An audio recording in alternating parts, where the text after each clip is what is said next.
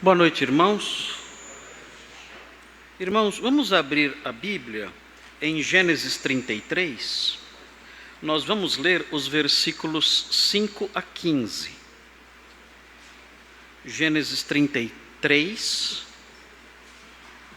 versículos 5 a 15.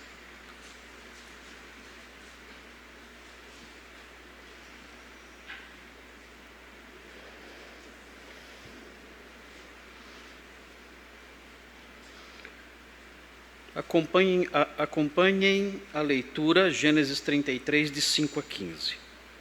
Daí, levantando os olhos, viu as mulheres e os meninos e disse: Quem são estes contigo? Respondeu-lhe Jacó: Os filhos com que Deus agraciou a teu servo. Então se aproximaram as servas, elas e seus filhos, e se prostraram. Chegaram também Lia e seus filhos, e se prostraram. Por último chegaram José e Raquel, e se prostraram. Perguntou Esaú: Qual é o teu propósito com todos esses bandos que encontrei? Respondeu Jacó: Para lograr mercê na presença de meu senhor. Então disse Esaú: Eu tenho muitos bens, meu irmão, guarda o que tens. Mas Jacó insistiu: Não recuses.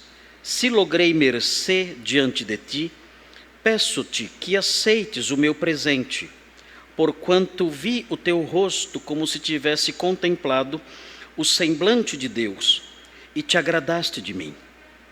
Peço-te, pois, recebe o meu presente, que eu te trouxe, porque Deus tem sido generoso para comigo, e tenho fartura. E instou com ele até que o aceitou. Disse Esaú: Partamos e caminhemos, eu seguirei junto de ti. Porém Jacó lhe disse: Meu senhor sabe que estes meninos são tenros, e tenho comigo ovelhas e vacas de leite. Se forçadas a caminhar demais um só dia, morrerão todos os rebanhos. Passe meu senhor adiante de seu servo. Eu seguirei guiando-as pouco a pouco, no passo do gado que me vai à frente e no passo dos meninos, até chegar a meu senhor em Seir. Respondeu Esaú: Então permite que eu deixe contigo da gente que está comigo. Disse Jacó: Para quê? Basta que eu alcance mercê aos olhos de meu Senhor. Irmãos, nós estamos estudando neste capítulo 33 de Gênesis, nós estamos estudando o reencontro de Jacó com seu irmão Esaú. Os irmãos devem se lembrar que havia uma inimizade entre os dois, provocada pelo próprio Jacó. Jacó roubou a bênção de Esaú, enganando seu pai cego, o pai cego, Isaque. Ele, mancomunado com sua mãe, Rebeca, os dois ali juntos, enganaram Isaque, cego, e Jacó, fazendo-se passar por Esaú, roubou a bênção que Isaque havia reservado para o seu filho mais velho, Esaú. E, por causa disso, Esaú prometeu que iria matar seu irmão Jacó. Jacó, sabendo disso por meio de sua mãe, Jacó fugiu para Padã-Arã e permaneceu lá durante 20 anos. Quando ele estava de caminho para Padã-Arã, ele teve um encontro com Deus em Betel. E Deus prometeu que iria protegê-lo, que iria abençoá-lo e que iria trazê-lo de volta. E Deus também repetiu a Jacó a promessa da bênção patriarcal que ele já havia dado a Abraão e a seu pai Isaque, dizendo: Olha, eu farei de você uma grande nação, e em ti serão benditas todas as famílias da terra. Deus prometeu isso, ele repetiu a bênção pactual de Abraão e de Isaque, ele a repetiu a Jacó. Jacó foi para Padã Arã e lá ele constituiu família. E ali ele lançou, por assim dizer, as bases da nação de Israel, até o momento em que, depois de 20 anos ali, sendo enganado, inclusive por seu sogro, roubado e explorado ali por seu sogro Labão, ele recebeu de Deus uma revelação, dizendo que ele deveria voltar para a sua terra, para os seus parentes ali. E ele então voltou, mas o grande medo de Jacó era se encontrar com seu irmão Esaú, porque ainda ecoava em sua lembrança a promessa de Esaú de que desejava matá-lo. Quando Jacó fugiu, ele fugiu de um assassinato, ele fugiu de ser vítima de um assassinato. E agora está voltando e não sabe como ele vai encontrar os ânimos do seu irmão. Nós então estudamos tudo isso, nós estudamos o capítulo 32, os preparativos de Jacó para encontrar seu irmão e para apaziguá-lo. E estudamos, no domingo retrasado, nós estudamos os 4 primeiros versículos do capítulo 33 e vimos, assistimos, por assim dizer, é uma linguagem muito vívida, a linguagem que aponta, que ela descreve detalhes muito interessantes, e nós estudamos tudo isso, e o texto mostra como foi esse encontro. Os dois se abraçaram, choraram juntos, e nós aprendemos diversas lições sobre o verdadeiro perdão, estudando os 4 primeiros versículos. Hoje, nós vamos estudar a sequência, os versículos 5 a 15, nós vamos estudar as falas de Esaú. Na realidade, nesse encontro que agora segue em frente, que é descrito agora, que tem o seu desenrolar aqui no capítulo 33, nós entramos numa fase que é regida por 3 falas de Esaú. É um diálogo que ele tem com seu irmão, mas esse diálogo é dirigido por 3 falas dele. Ele apresenta 2 perguntas, Esaú faz 2 perguntas e Esaú faz uma proposta. Essas 2 perguntas e essa proposta regem todo o trecho que nós estudamos aqui.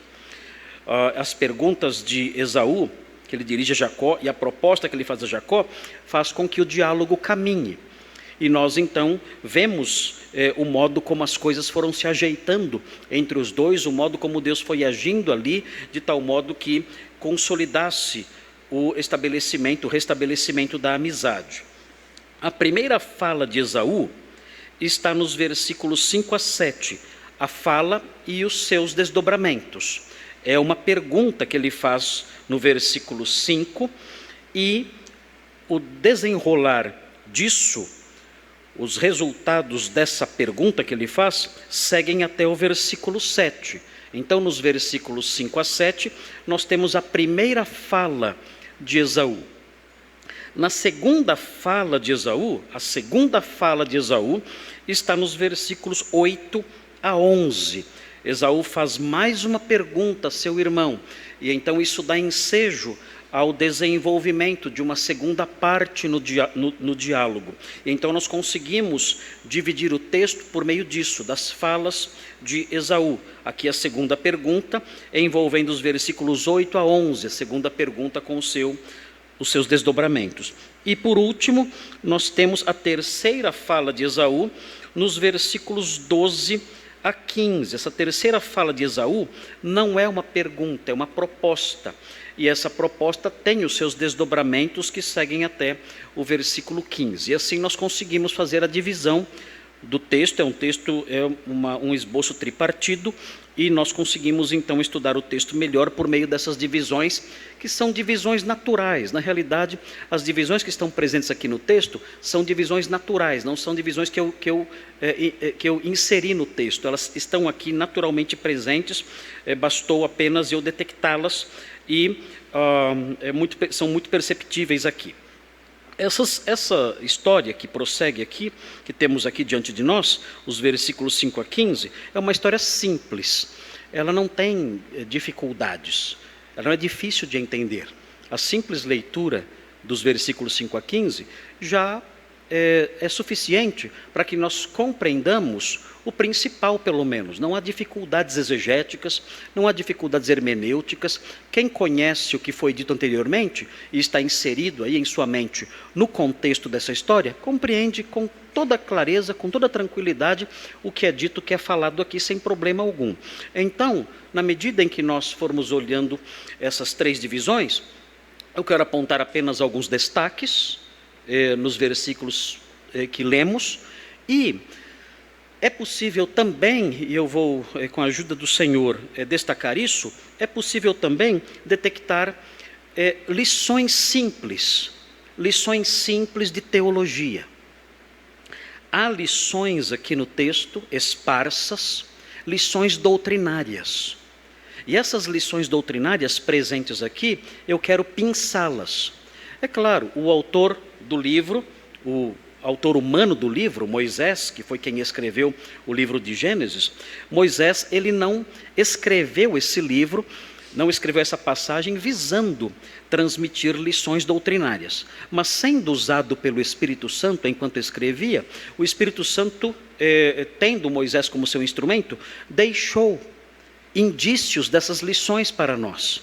Então nós podemos pinçá-las e aprender com elas. Essas lições que eu vou destacar são lições simples, são lições que já foram inclusive mencionadas em outros pontos da exposição de Gênesis. São lições que os irmãos conhecem e que não acredito que não vai ser novidade para ninguém essas lições que apontamos aqui. Mas quando um pregador expositivo trabalha dessa forma como nós trabalhamos aqui, expondo livros inteiros, quando nós chegamos em pontos assim, nós temos que falar de novo, muitas vezes, o que já foi dito.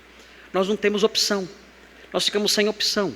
Às vezes uma lição que é dita num capítulo, já foi dita num capítulo ou em capítulos anteriores.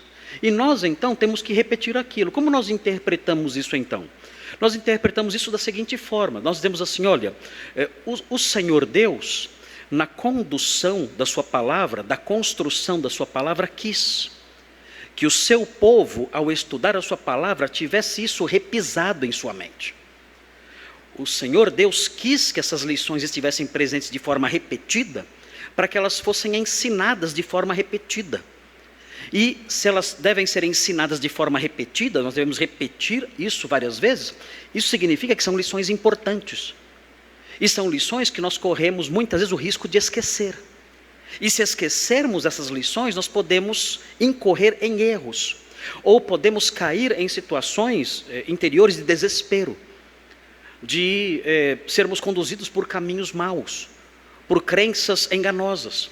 Então, por causa disso, muitas vezes a palavra de Deus repete as mesmas lições.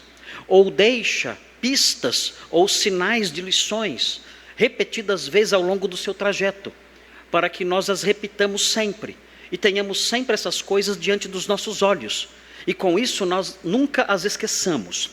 Então nós vamos caminhar assim ao longo desses 15 versículos, com humildade no coração, com o coração aberto, vamos nos aproximar do texto e vamos conhecer a história que o Espírito Santo, por instrumentalidade de Moisés, registrou nas páginas do Antigo Testamento. Vamos conhecer essa história. A história vai fazer parte do nosso universo interior, da nossa mente, do nosso coração, do nosso conhecimento, do nosso intelecto, quem sabe até das nossas emoções. Vamos então conhecer essa história. E além de conhecermos essa história, nos familiarizarmos com a cultura bíblica, com a história bíblica, isso nos enriquecer profundamente, nós também vamos destacar mais uma vez lições que estão esparsas aqui, para que elas façam parte daquele grupo de verdades com as quais nós temos intimidade. Aquelas verdades sobre as quais nós não temos dúvida nenhuma, porque elas foram batidas e repisadas no nosso coração, a fim de que nós nunca as esqueçamos. Vejam então a primeira fala de Esaú. E o destaque que eu quero fazer aqui, na primeira fala de Esaú, é o versículo 5. Diz assim o texto, olhando aqui, é o primeiro versículo que lemos, o texto diz assim: daí, levantando os olhos, aqui é Esaú levantando os olhos, enquanto ele abraça o seu irmão. Ele encontrou Jacó, ele se lançou nos braços de Jacó, tomou-lhe ali pelo pescoço e o beijou, choraram juntos ali, e agora então, em meio a esse momento de intensa emoção e alegria, ele levanta os olhos e ele viu, diz o texto, Esaú viu as mulheres e os meninos. E o texto diz que ele disse: quem são estes contigo? É a pergunta dele. Porque todas essas pessoas, as mulheres e as crianças, estavam em Padã Arã. Jacó tinha ido embora sozinho. Essas mulheres estavam em Padã Arã quando Jacó as conheceu ainda jovens. E as crianças todas nasceram em Padã Arã também, na Mesopotâmia. E Esaú nunca tinha sequer, talvez, ouvido falar dessas pessoas. E Jacó estava ali, com 4 mulheres e 11 crianças. E então Jacó responde. Vejam que interessante a resposta de Jacó. Jacó é um homem sábio. Ele não é mais aquela figura amalucada que nós conhecemos antes, um malandro, um enganador. Não. Agora ele é um homem sábio, ele é um homem sensato, ele é um homem ponderado. E os irmãos podem dizer: mas pastor Marcos, onde você enxerga isso olhando para esse texto? Muito simples. Vejam a resposta dele. Respondeu-lhe Jacó: os filhos com que Deus agraciou a teu servo. É a palavra que ele diz aqui. É a expressão que ele usa aqui. Respondeu-lhe Jacó: os filhos com que Deus agraciou a teu servo. Ele escolhe as palavras. Qual seria um verbo alternativo que ele vai usar depois? No versículo 11 ele vai usar um outro verbo, mas que era o verbo esperado que ele usasse aqui. O verbo que era de se esperar que ele usasse seria o seguinte verbo. Ele diria assim: os filhos com que Deus abençoou a teu servo. E ele vai usar esse verbo. Mas por que ele não usa esse verbo logo no primeiro momento? Simples. Ele é um homem inteligente. Ele não quer evocar na mente de seu irmão a ideia de bênção. Por quê?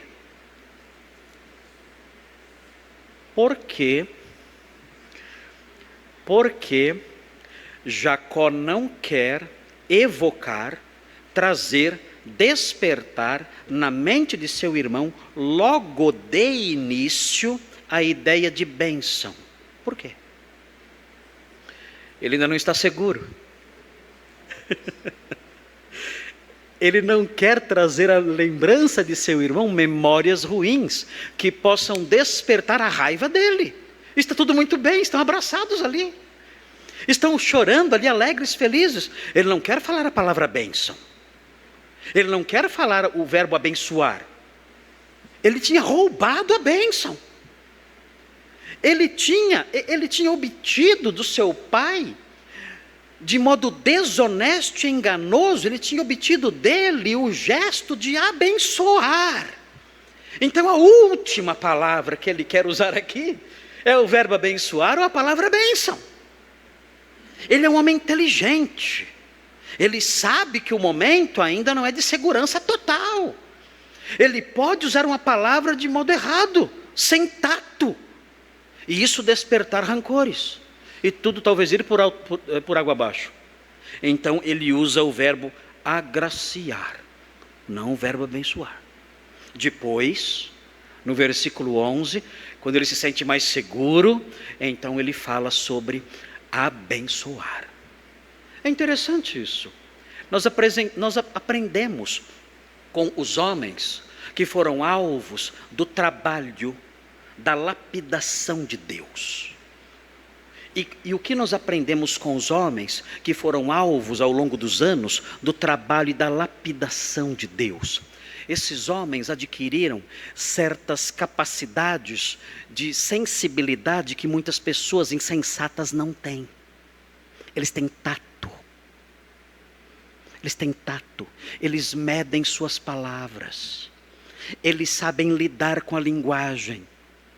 Eles sabem ser cautelosos nos momentos em que é necessária a cautela. Eles são assim. E de onde vem isso? Em que escola aprendemos isso? Quais são os mestres dessas coisas? Nós aprendemos aqui, passaram-se 20 anos. E aquele homem, que era um homem movido ali pelos seus interesses pessoais, um homem incrédulo, movido apenas por egoísmo e por enganos, este homem agora é um homem inteligente. É um homem moderado. É um homem que tem tato. É um homem equilibrado. É um homem sábio. E ele então usa as palavras com entendimento, com equilíbrio. E vai então consolidando e preservando essa situação de paz que se afigurou diante dele naquele encontro. Nós temos que aprender essas coisas. Nós temos que aprender isso. Nós somos o povo de Deus.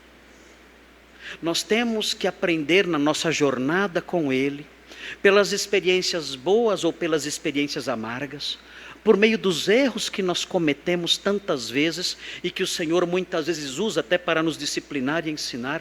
Nós temos que aprender essas coisas. Ao longo dos anos nós temos que amadurecer, nós temos que desenvolver virtudes ao longo dos anos. Aquele que nos tempos da juventude era um homem afoito, tresloucado, amalucado, este homem tem que ao longo dos anos ir desenvolvendo uma outra postura, ajustando-se melhor ao ideal do perfil bíblico. Ele tem que ir mudando. Nós olhamos para os incrédulos e vemos o contrário. O caminho dos ímpios vai de mal a pior. Nós encontramos os nossos parentes muitas vezes no final do ano e nós dizemos, meu Deus, no ano passado ele era melhor.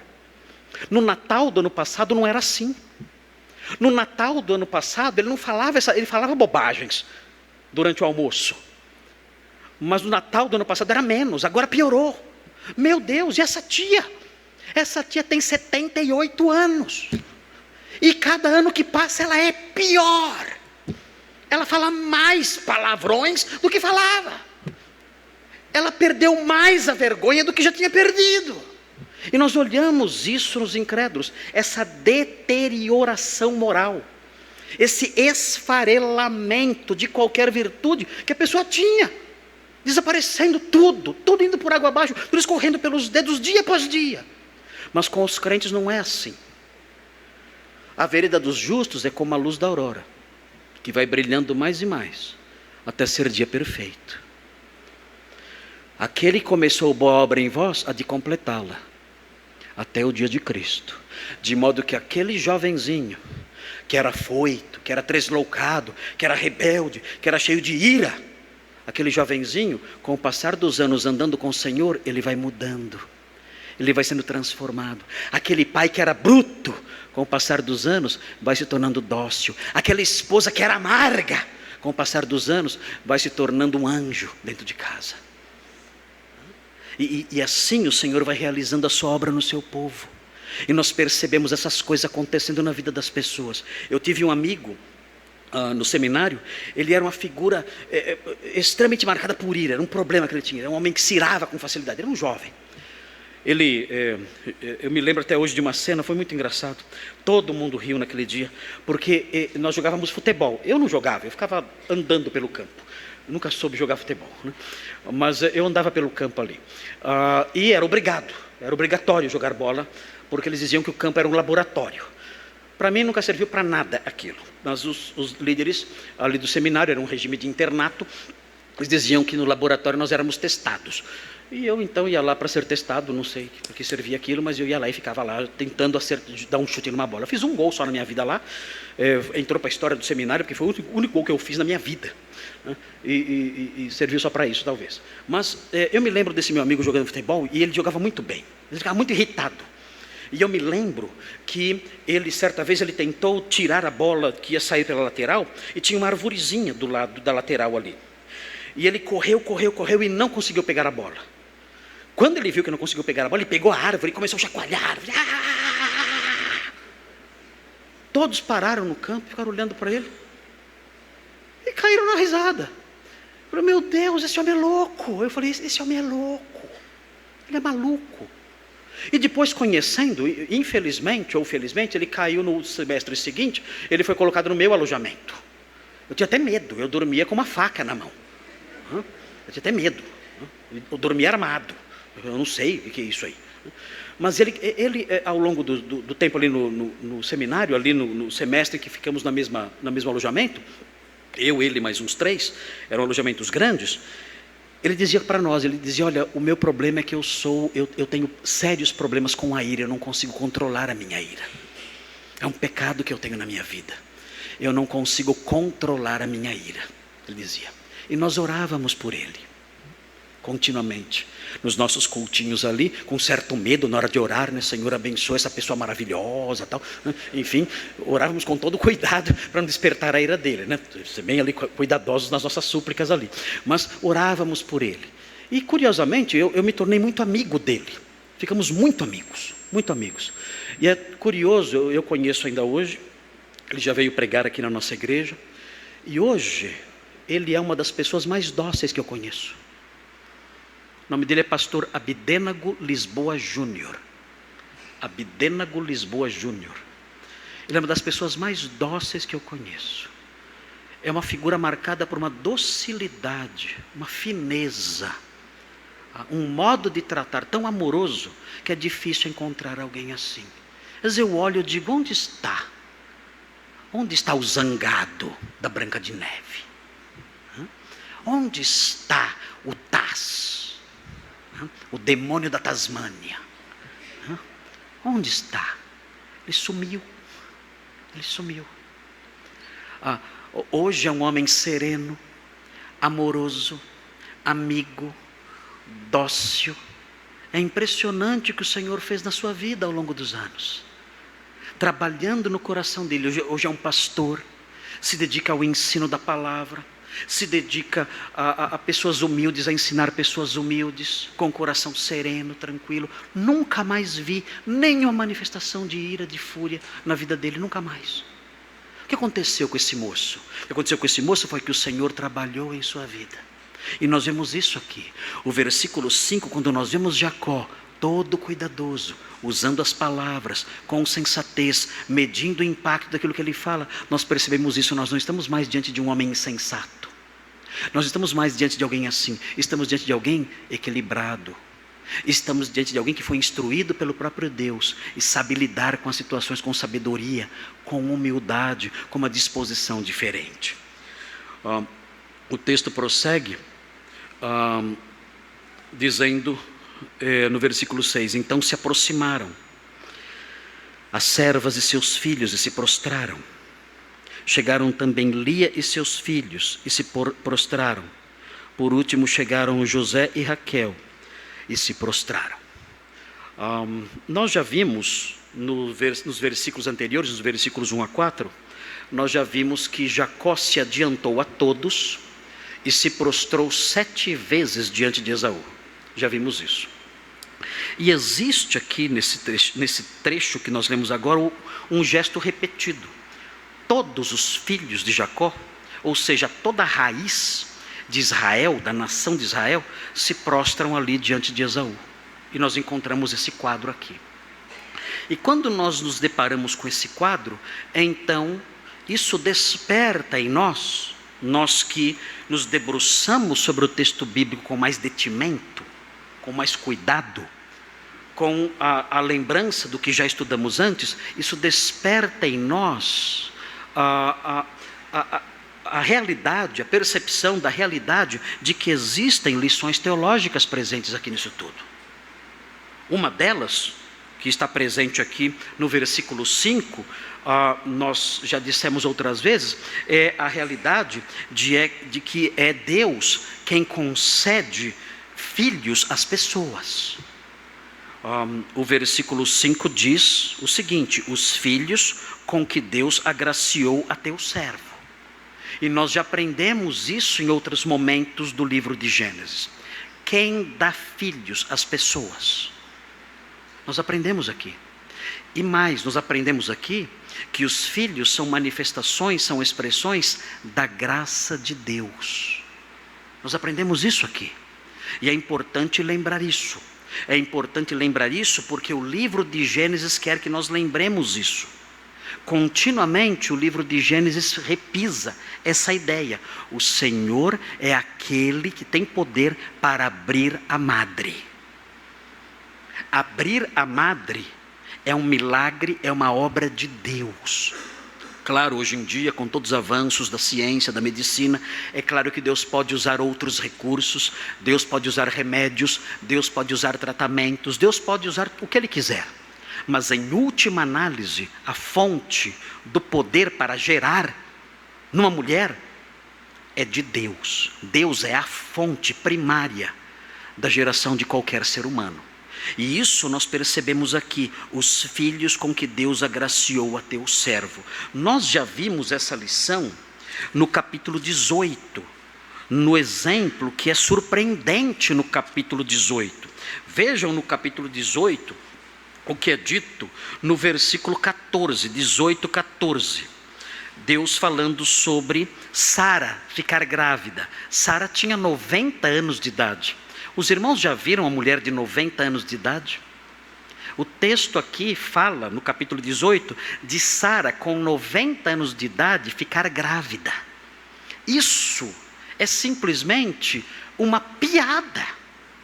Uma promessa como essa é tida como uma piada. E a própria Sara riu, e Abrão riu também. E o Senhor, no entanto, responde no versículo 14 ao riso de Sara. Ele diz assim: acaso para o Senhor, 18:14, a coisa demasiadamente difícil? Qual é a resposta que nós devemos dar a essa pergunta? Existe algo muito difícil para Deus? Será que ele falou, opa, aqui complicou, aqui eu vou ter que usar uma parcela maior de poder, porque não vai dar certo. Vou ter que contar com o poder dos anjos e mais alguma força, porque esse milagre é grande demais. Eu me lembro quando era professor de crianças na congregação anterior que eu ministrava, um menininho perguntou para mim: pastor Marcos, de vez em quando o Pai, o Filho e o Espírito Santo unem os seus poderes para vencer alguma coisa? Você pensa que o Pai, Filho e Espírito Santo são Avengers? São super amigos? Existem ainda super amigos? Não sei se existe isso. Não existe mais. Você acha que eles têm que unir os seus poderes todos juntos? Vamos, agora o inimigo é muito forte, vamos unir os nossos poderes. Não. Eles têm um poder infinito. Para eles nada é demasiadamente difícil. Não precisam se unir para fazer nada. Os três são infinitamente poderosos. E a pergunta aqui é essa: acaso para o Senhor a coisa demasiadamente difícil? Não. E aí o texto prossegue: daqui a 1 ano, neste mesmo tempo, voltarei a ti, e Sara terá um filho. Dentro de 1 ano, Sara vai engravidar. 90 anos de idade. É Deus quem abre a madre. Nós vemos algo semelhante também no capítulo 25, versículo 21. São lições que nós já aprendemos, mas que o texto bíblico quer que sejam repisadas. O Senhor quer que essas lições sejam repisadas na medida em que a história caminha. Vejam 25, 21. 25, 21 diz assim: Isaque orou ao Senhor por sua mulher, porque ela era estéril. Vejam, Raquel não tinha filhos, ou Rebeca não tinha filhos, e o Senhor lhe ouviu as orações, e Rebeca, sua mulher, concebeu.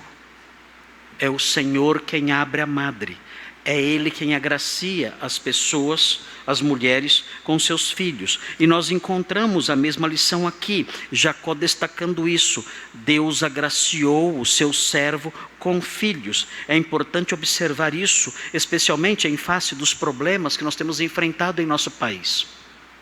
Queridos, o simples fato das nossas autoridades discutirem a questão do aborto já é para nós total derrota. O simples fato de sentarem numa mesa e debaterem essas questões já é para nós total derrota.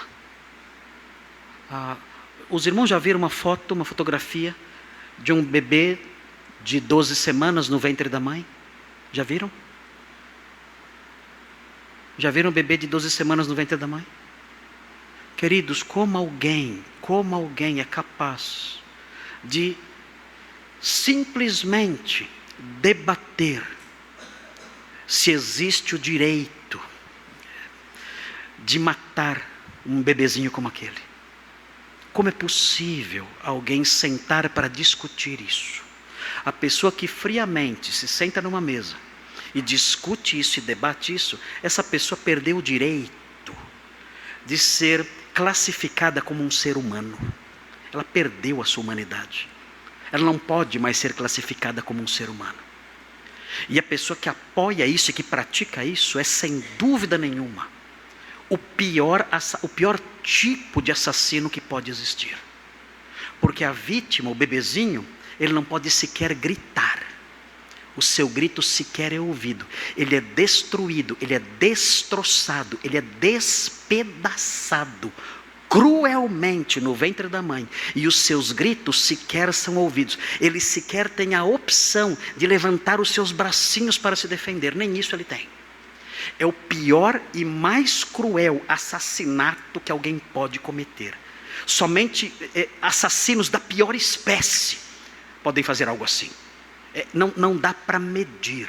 A mãe que faz isso com seus filhos, com seu filho, a mãe que realiza isso com o bebê que está no seu ventre, não existem adjetivos para classificar essa pessoa.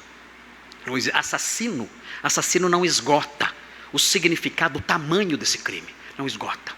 É de uma crueldade, de uma maldade que nós não conseguimos medir, e nós não encontramos no vocabulário humano um termo que se encaixe para descrever essa pessoa. Não há como fazer isso. É assustador. E, no entanto, no nosso país estamos caminhando nessa direção. Já temos governantes que defendem ladrões, já temos governantes que defendem traficantes, agora teremos governantes que defendem assassinos. E assim estamos caminhando no nosso país, cada vez mais para um buraco moral. Nós estamos desabando, caindo num abismo moral como nunca antes na nossa história. É aterrador. Deus tenha misericórdia, porque os resultados disso para a sociedade aqui no nosso país serão desastrosos. O Senhor Deus há de se levantar um dia e há de tomar vingança contra esses perversos, todos eles. É triste ver isso. A palavra de Deus diz no Salmo 139, fala sobre o trabalho do Senhor moldando os bebês. Salmo 139. Nós não somos animais. É claro que nós não desprezamos os animais, são criação de Deus. Os animais foram criados para a nossa felicidade, para o nosso serviço, para a nossa alimentação. Mas nós não temos o direito de ser cruéis com os animais. A Bíblia fala que em Nínive, quando Deus repreendeu Jonas por reclamar, por ele salvar a cidade, ele fala: eu não teria misericórdia de Nínive, uma cidade onde há tantas pessoas que não sabem discernir entre a mão direita e a esquerda, e além disso muitos animais. Deus se preocupa com os animais, com a sua criação. Os animais existem para nos servir. Nós não fomos criados para servir os animais, viu, gente? Nós não somos servos dos cachorrinhos e dos gatos, não. Os animais foram feitos para nós, não nós para eles. Nós podemos ter animais em casa, cuidar bem deles, foram feitos para a nossa felicidade, para a nossa companhia. Pastor Thomas tem o Bilbo. Se o Bilbo morrer, o Pastor Thomas morre no dia seguinte, né? Porque é um cachorrinho amigo, e o Bilbo foi feito para isso, não serve para mais nada. O Bilbo foi feito para deixar o Pastor Thomas feliz. Os cachorrinhos foram feitos para isso, para nos deixarem contentes, felizes. Os gatinhos foram feitos para isso, para nos deixarem contentes e felizes. Os bois foram feitos para nos deixar contentes e felizes na churrascaria. Enfim, os animais foram feitos para nós, para nos alimentar, para nos servir, para trabalhar para nós, para nos fazer companhia. Os animais foram feitos para isso, e nós devemos protegê-los, não podemos ser cruéis com eles, não podemos agir assim. Mas o ser humano é diferente. O ser humano não é um bicho sem rabo. O ser humano não é um macaco falante. Não é isso. O ser humano é imagem e semelhança de Deus. Quando o Senhor tece cuidadosamente, com toda ternura e cuidado. Um bebê no ventre da mãe, ele está tecendo um ente que é a imagem e semelhança de Deus. Ele é sagrado e intocável. Aquele bebezinho no ventre da mãe, a vida humana ali, de que ele desfruta, é sagrada e é intocável. Essa ideia de que a mãe pode fazer o que ela quiser com o corpo dela, faça então com o corpo dela, não com o corpo do bebê. O bebê não é um órgão dela. O bebê não é um pedaço do corpo dela. O bebê é outro corpo, é outro ser humano. Ela faça o que ela quiser com o corpo dela, não com o corpo do bebê. Vejam o que diz o Salmo 139. O Salmo 139 diz assim, realçando que é o Senhor quem constrói a pessoa no ventre da mãe. Diz assim no versículo 13, Salmo 139, 13. Pois tu formaste o meu interior, as minhas vísceras, o meu coração, tudo que há dentro de mim. Tu formaste o meu interior. Tu me teceste. Vejam que verbo curioso esse. O Senhor cuidadosamente fazendo essas coisas, construindo um bebezinho, colocando ali os seus cíliozinhos, desenhando os seus dedinhos, fazendo tudo isso com todo cuidado, como se estivesse usando ali uma pinça para realizar aquele trabalho artístico, maravilhoso. E o texto prossegue, estou no versículo 13, é isso? Sim, versículo 13. Tu me teceste no seio de minha mãe, graças te dou, visto que por modo assombrosamente maravilhoso me formaste. As tuas obras são admiráveis, e a minha alma o sabe muito bem. Os meus ossos não te foram encobertos, quando no oculto fui formado e entretecido como nas profundezas da terra. Os teus olhos me viram, a substância ainda informe. Aqui é o comecinho da gestação. A primeira semana, os primeiros dias. O Senhor viu ali a substância ainda informe. E no teu livro, veja, o Senhor traçou um plano. E no teu livro foram escritos todos os meus dias. Cada um deles escrito e determinado, quando nenhum deles havia ainda. O Senhor forma os bebês e traça uma história para eles. Eles são sagrados, intocáveis. Mas os assassinos perversos da pior espécie querem dar licença para que essas crianças sejam mortas cruelmente no ventre da mãe. Nós aprendemos então essas coisas. O livro de Gênesis vai nos ensinando. O livro de Gênesis vai instilando em nós conceitos sagrados, para que nós olhemos para a vida e interpretemos a vida e o universo de uma determinada forma. Nós aprendemos então essas coisas, e as nossas opiniões vão se formando, as nossas opiniões vão sendo desenhadas a partir daquilo que a palavra de Deus diz.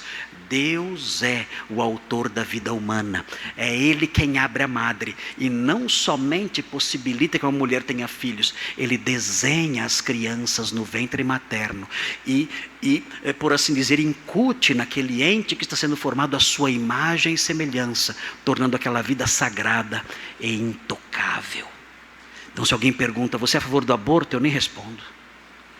Eu sou um cristão, eu sou um crente. Eu sou um servo do Senhor dos Exércitos. Eu sou um servo daquele que desenha os bebês no ventre da mãe. Eu sou um servo daquele que lapida os bebês com os mínimos detalhes no ventre da mãe. E creio que aquele bebê é a imagem e semelhança de Deus e deve ter essa vida protegida por toda forma. Deve ter essa vida protegida porque ela é sagrada, ela é sacrossanta. Eu sou um crente em Cristo. Eu fui instruído não por ideias estranhas que os perversos criaram por aí afora. Eu fui instruído não pelo progressismo podre, sujo, imundo, assassino que nós vemos graçando por aí afora, não. Eu fui instruído pela santa palavra de Deus, dada pelos santos apóstolos e profetas, que surgiu na mente do Espírito Santo. É essa palavra que me instrui, e eu pouco me importo com os movimentos da cultura moderna. Eu pouco me importo com isso. É a palavra de Deus que me ensina. Ela é minha mestra.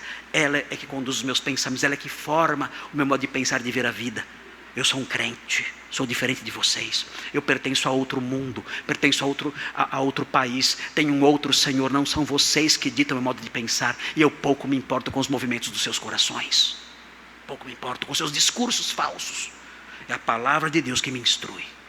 Eu me debruço sobre ela. E ela lança de si verdades preciosíssimas que me ajudam a caminhar servindo ao meu Senhor e pensando como Ele quer que eu pense. O texto, além de mostrar essa lição claramente, o texto também mostra algo interessante aqui. E mais uma vez, é uma lição que eu já apontei tempos atrás. E os irmãos vão se lembrar agora. Vejam o que acontece, a cena que acontece aqui. Essa cena é uma cena em que nós vemos as esposas de Jacó e seus filhos se curvando diante de Esaú. Jacó acabou de se curvar 7 vezes diante de Esaú. E isso deixa o leitor atento, perplexo. Isso não pode acontecer. Nós dizemos, o leitor atento, que tem ainda os capítulos anteriores ecoando em sua memória, o leitor atento dirá, isso não pode acontecer. Isso é uma contradição irremediável. Por que isso não pode acontecer? Por que isso é uma contradição irremediável? Porque poucos capítulos antes, capítulo 27, Isaac anunciou uma bênção que diz exatamente o contrário. O oposto disso.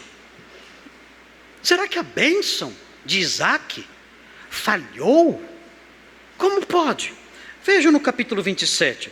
Vejam o versículo 28, 27 e 28. Veja o que o texto diz. É Isaac abençoando Jacó, pensando que Jacó é Esaú. Ele está cego, abençoando Jacó disfarçado. E vejam aqui o que ele diz. Versículo 28 diz assim: Deus te dê do orvalho do céu e da exuberância da terra, e fartura de trigo e de mosto. Ou seja, Deus faça que você fique rico. Esse pai abençoou o filho com uma bênção que envolve bens materiais. Olha, que você seja rico, que você seja um grande fazendeiro, e que haja muito trigo, muitas colheitas, que você seja um homem realmente um milionário. Ok, o texto prossegue, a bênção continua. O texto diz no versículo 29, sirvam-te povos. Não é só um fazendeiro, não só um fazendeiro, mas um governador, mais do que isso. Sirvam-te povos, um imperador. Que isso? Que bênção é essa? Meus avós me abençoavam o máximo dizendo, Deus te abençoe, meu filho. Meu nono falava isso para mim. Deus te abençoe. Se eu soubesse disso aqui, eu falava, nono, melhora a bênção aí, está fraca. A bênção melhora aqui, não desperdice bênção aí. Como se ele tivesse alguma autoridade sacerdotal para isso. Claro que Isaac tinha. Mas vejam, é uma bênção ousada. Sirvam-te povos e nações te reverenciem. Meu Deus, é um imperador. E o texto prossegue, sê senhor de teus irmãos. Ele só tinha um irmão. Sê senhor de Esaú. E os filhos de tua mãe, ou seja, seus irmãos, se encurvem a ti. Quem se curva diante de quem? Quem se curva diante de quem? Os seus irmãos, Jacó, vão se curvar diante de você. E no entanto nós seguimos na leitura, e quando chegamos no capítulo 33, o que acontece é o contrário. Vem Jacó e se curva, e para nos deixar perplexos, ainda mais perplexos, se curva 7 vezes. Uma vez só já nos assustaria, ele se curva 7. E aí vem todo Israel, os filhos dele, os patriarcas, todos, e todos se curvam. Meu Deus, O que aconteceu com a bênção foi por água abaixo. E nós olhamos para isso, o autor bíblico narra isso com toda a naturalidade. E nós pensamos, o que está acontecendo aqui? Deu tudo errado. A bênção patriarcal não funcionou. Essa bênção, confirmada depois em toda a história, não está funcionando. O que aprendemos com isso então? Muito simples. Há uma lição teológica importante aqui. O fato de uma bênção, uma promessa de Deus, não se cumprir agora, não significa que ela falhou. Isso fica claro logo no comecinho da Bíblia. O fato de uma promessa de Deus não se cumprir de imediato, não significa que essa promessa falhou. Os irmãos sabem quando isso aqui se cumpriu? Os irmãos sabem quando os descendentes de Esaú se curvaram diante de Israel? Sabem quando? Na época do rei Davi. Sabe quanto tempo depois? 1000 anos depois. 1000 anos depois. Quando nós lemos 2 Samuel 8, 13 e 14, nós vemos isso se cumprindo. O povo de Esaú, os descendentes de Edom, servindo, sendo escravos de Israel, governados sobre o rei Davi. 1000 anos para a promessa do capítulo 27 se cumprir. E é importante aprendermos isso. Por quê? Porque a palavra de Deus tem promessas que o Senhor fez que se demoram para cumprir, são demoradas para se cumprir. Vejam o que diz 2 de Pedro 3. Muito importante isso, 2 de Pedro 3. Vejam que texto atual este aqui. É um texto muito atual. Vejam o que diz esse texto. 2 de Pedro 3, versículo 3. É importante que a nossa mente se familiarize com essas coisas. É assim que Deus funciona. Deus é assim. Deus parece demorado em cumprir suas promessas. Mas Ele cumpre as suas promessas, nenhuma delas falha. Veja então o que diz 2 de Pedro 3, quando lida com esses assuntos. Diz assim, tendo em conta, versículo 3, 2 de Pedro 3, versículo 3. É um texto que os irmãos já conhecem, mas estamos recordando muitas coisas aqui hoje. E é importante repisar essas coisas para que elas fiquem sempre na superfície da nossa memória. Diz assim o versículo 3, tendo em conta, antes de tudo, que nos últimos dias, quando são os últimos dias? Na Bíblia, os últimos dias são os dias entre a primeira vinda de Cristo e a segunda vinda de Cristo. Então nós já temos 2000 anos de últimos dias. Os últimos 2000 anos são os últimos dias. Nós vivemos nos últimos dias. E o apóstolo Paulo viveu nos últimos dias. É um período longo os últimos dias. Veja a sequência. Nos últimos dias virão escarnecedores, são zombadores. Os incrédulos têm essa marca. Uma das marcas nítidas dos incrédulos é essa. Eles são zombadores, eles riem da nossa fé. Eles não somente perseguem ou desprezam o que nós cremos, eles também zombam. Você deve conhecer muitos escarnecedores, pessoas que zombam do que você crê. Você diz que crê em Jesus, que tem esperança de vida eterna, que aguarda a sua vinda, você crê na palavra de Deus, eles fazem o quê? Eles zombam, fazem piadas com isso. Isso é normal, isso é comum, você não deve se assustar. Eles são assim, são os escarnecedores. É uma das marcas dos incrédulos. Eles escarnecem para lançar as suas crenças no descrédito. O texto diz, virão escarnecedores com os seus escárnios, andando segundo as próprias paixões. São pessoas que zombam e são pessoas sujas. Você conhece gente assim? Você conhece pessoas que zombam da fé e que têm a vida suja? Pois bem, essas pessoas são descritas aqui em Pedro. E o texto diz, eles dizem, onde está a promessa da sua vinda, da vinda de Cristo? A pergunta é a seguinte, o que aconteceu com a promessa da vinda de Jesus? O que aconteceu? Vocês não estão dizendo que ele vai voltar? Eles passaram 2000 anos. O que aconteceu? Será que o Deus de vocês é um Deus esquecido ou mudou de ideia? Onde está a promessa da sua vinda? Eles dizem, e o texto prossegue, porque desde que os pais dormiram, desde que os antigos morreram, todas as coisas permanecem como desde o princípio da criação. O que mudou desde os tempos dos apóstolos, desde os tempos dos primeiros pregadores da igreja, desde os tempos dos reformadores, desde os tempos dos homens que falaram de Jesus para nós aqui no Brasil? O que mudou? Tudo continua igual. Onde está a promessa da sua vinda? Nada mudou. É um dia seguindo outro dia. Essas coisas que vocês aceitam como certas são bobagens. Enganaram vocês. 2000 anos se passaram e nada aconteceu. Esqueçam essa bobagem sem tamanho. Já são 2000 anos de espera. Deixem isso de lado. Vivam a vida, aproveitem a vida, venham comigo para a lama, para o chiqueiro, para a pocilga deste mundo e aproveite bem, porque essas coisas que vocês creem são bobagens e o tempo já provou, são 2000 anos.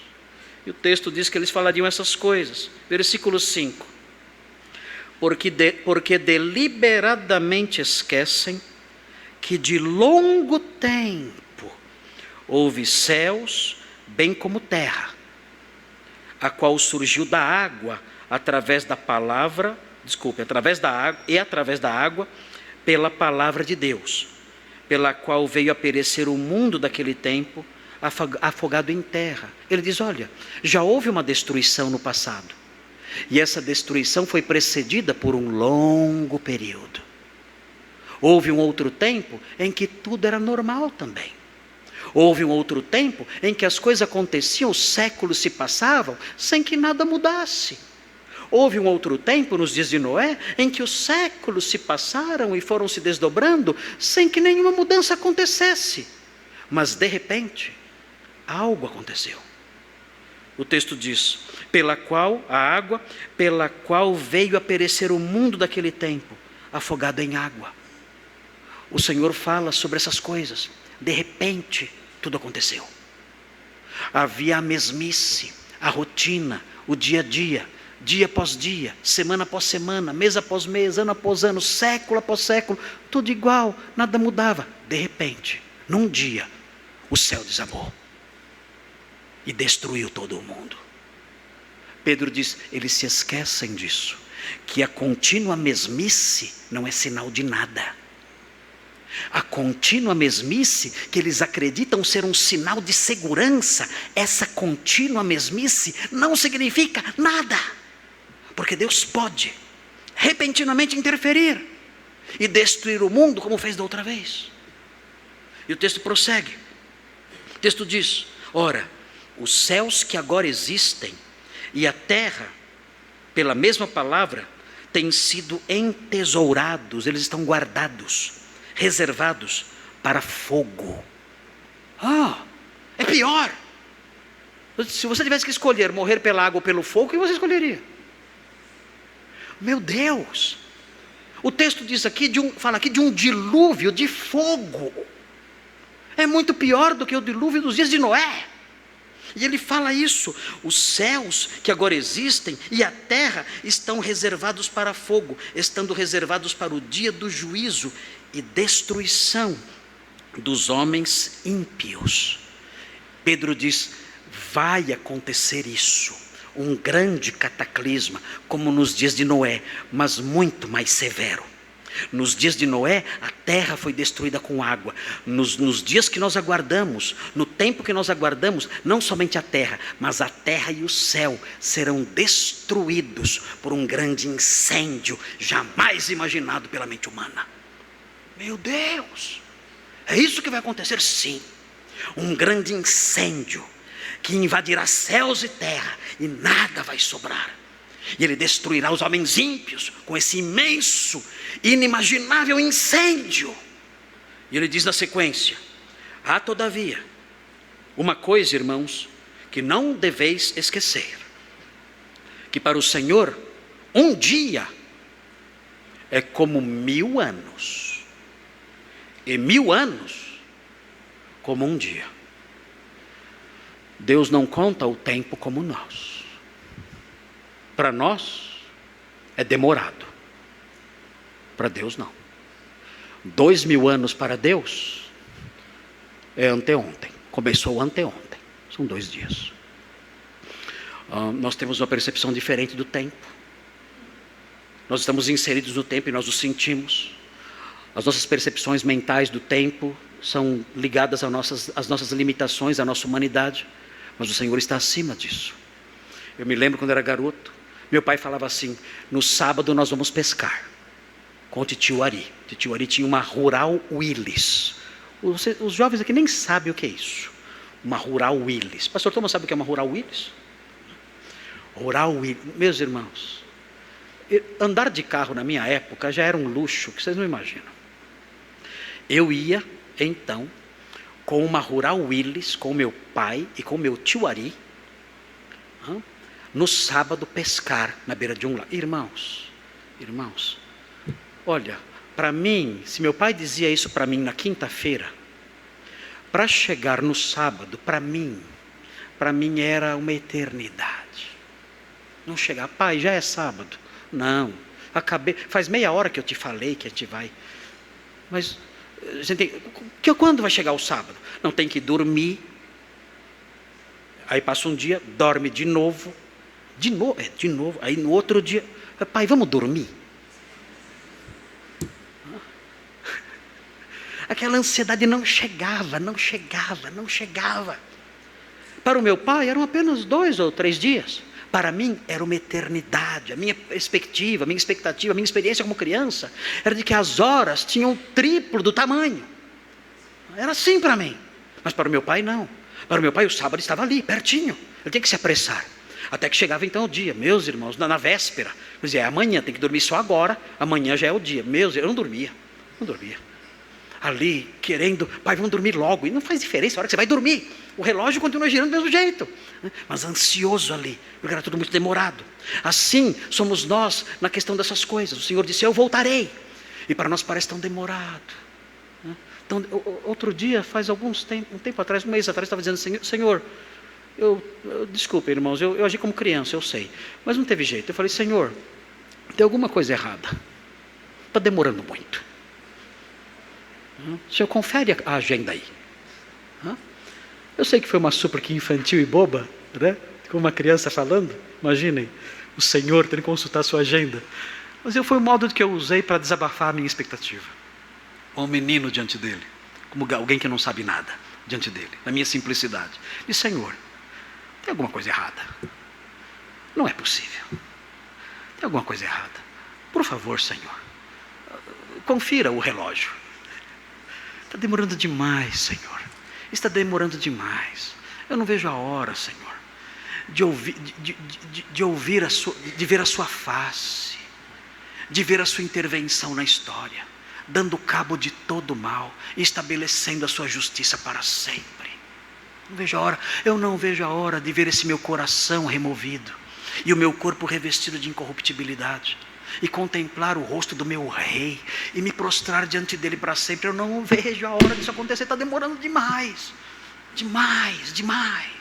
Vem. Isso para mim. Mas para o Senhor, não. Para o Senhor, somente 2 dias se passaram. E Ele tem o tempo agendado, certinho. E no dia certo, Ele voltará. O texto diz o seguinte: não retarda o Senhor a sua promessa. Vejam que interessante isso. Ele não retarda a sua promessa, como alguns, e sou eu aqui. Pedro está me chamando de alguns. Como alguns a julgam demorada. Eu falei, sou eu. Pedro, fala na cara. Sou eu. Alguns a julgam demorada. Pelo contrário. E aí vem algo muito atual. Ele diz, Ele é longânimo para convosco. Quem é convosco aqui?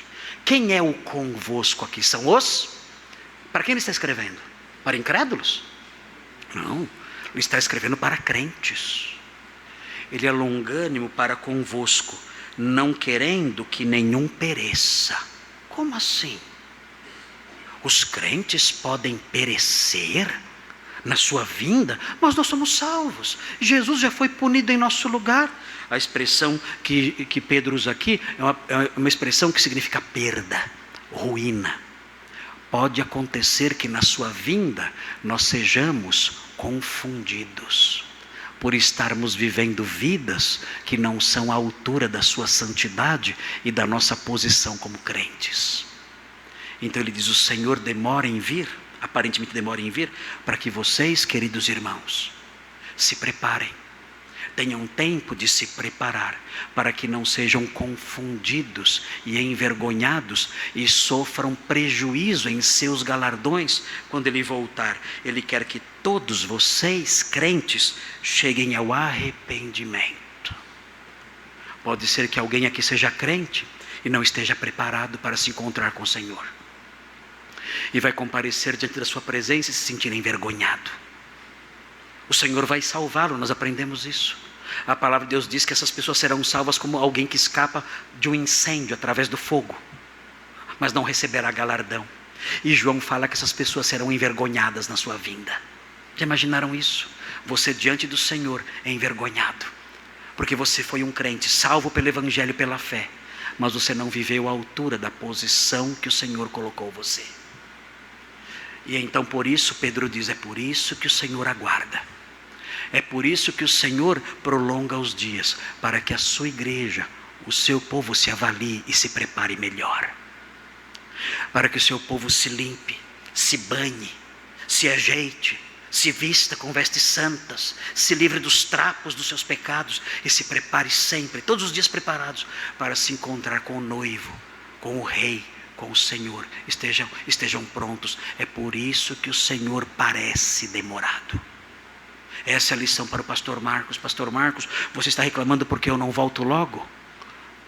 Eu não volto logo para que você tenha tempo de se preparar melhor e se livrar das coisas vergonhosas que há na sua vida, e se envergonhar dos pecados de estimação que você tem, e ajustar a sua vida àquilo que o Senhor quer que você seja. E se arrependa dos seus pecados, e se apresente diante dele na sua vinda como alguém que não tem de que se envergonhar. É por isso que o Senhor parece demorado. E nós aprendemos essas coisas. As promessas de Deus parecem demoradas. Nós vemos Jacó prostrado. Onde está a promessa? Nós vemos Israel, os 11 filhos ali de Jacó prostrados. Onde está a promessa? Nós olhamos ao nosso redor, vemos a injustiça crescendo, graçando, se espalhando, lavrando, consumindo tudo, e dizemos: onde está a promessa? Mas o Senhor não é demorado. Ele cumpre cada uma das suas promessas, e assim como ele cumpriu a promessa feita a Jacó, e Edom um dia se curvou, ele cumprirá a promessa feita a nós, e um dia voltará e nos livrará desse estado, dessa condição de corrupção, de tristeza, de agonia e de espera.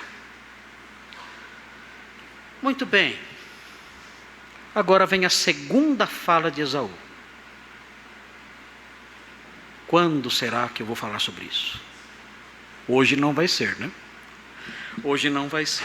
Tem a segunda fala de Esaú. E é interessante aqui. A segunda fala é uma pergunta também. Qual é o teu propósito com todos esses bandos que encontrei? Curioso, o que Esaú está dizendo aqui? Os mensageiros já tinham explicado, não tinham? Foram vários mensageiros na frente com presente, mas ele quer conferir. Para que tudo isso? E então Jacó responde: para lograr mercê na presença de meu Senhor. Há aqui toda uma docilidade no modo, e uma humildade no modo como Jacó trata seu irmão. Nós vamos aprender sobre isso no próximo domingo. No próximo domingo nós vamos falar sobre a segunda fala de Esaú e sobre a terceira fala de Esaú, se Deus permitir. Não sei se vai dar tempo. Vamos caminhar nisso. Mas hoje ficaremos só na primeira fala de Esaú. Estou frustrado porque achei que ia falar das 3 hoje. Doce ilusão, né? As 3, doce ilusão. Interessante, eu vou falar numa conferência em Campina Grande em fevereiro de 2024. Chama Consciência Cristã. Então me chamaram para pregar 6 vezes na Consciência Cristã. E o pastor que organiza tudo, pastor Euder, ele ouve meus sermões aqui. E ele já está me preparando. Pastor, são só 40 minutos. Ele manda as mensagens para ele, pastor, são só 40 minutos. Eu falo, tá bom, vai orando aí. Não me responsabilizo, você me convidou, agora se vira. Mas são o preço que eu pago por pregar versículo por versículo. Mas, queridos, na próxima semana, nós vamos estudar a segunda fala de Esaú, se Deus permitir a terceira fala também, e com isso então nós vamos crescendo no conhecimento dessas coisas, na expectativa de que o Senhor nos ensine essas lições preciosas que temos falado aqui, e isso mude a nossa vida, isso nos aperfeiçoe, isso nos santifique, isso nos console, isso nos anime. Vamos orar a Deus pedindo que Ele nos abençoe nessas coisas. Santo Deus, muito obrigado por essas lições preciosas que aprendemos em poucos versículos. Ó Deus, quão bondoso o Senhor é, quão rica é a sua palavra, quantas lições emanam dela. A sua palavra nos aquece o coração. Nós vivemos num mundo gelado, num vale sombrio, escuro, sem direção. As trevas nos cercam. A falta de esperança quanto ao futuro se afigura diante de nós tantas vezes. Incertezas, dúvidas, tantas coisas se insinuam na nossa mente, mas quando olhamos para a sua palavra, nós encontramos luz, lâmpada para os nossos pés, luz para o nosso caminho, sabedoria que cura nossa estultícia, entendimento que anula nossa simplicidade. Muito obrigado a Deus, porque afadigados, cansados, trôpegos nos caminhos desta vida, o Senhor usa a sua palavra para nos consolar, para nos fortalecer e para nos encher de coragem. Ó Deus, ajuda-nos. Amanhã vamos enfrentar este mundo lá fora. Enche-nos de coragem e vigor, que a sua palavra estudada infle o nosso coração, enchendo-nos de ousadia, de força para prosseguir, servindo ao Senhor e vivendo de modo digno no meio de uma geração pervertida e corrupta. Nós pedimos essas bênçãos, ajuda-nos dentro de casa, para que sejamos servos do Senhor em casa, ajuda-nos no trabalho, para que sejamos seus servos ali, ajuda-nos na escola, na faculdade, no condomínio, nas relações diárias, ajuda-nos para que em tudo sejamos os seus servos. Louvamos ao Senhor pelas coisas que aprendemos e pedimos que o Senhor nos ensine a vivermos à altura da dignidade com que o Senhor nos revestiu. Em nome de Jesus, o nosso Redentor amoroso, nós oramos. Amém.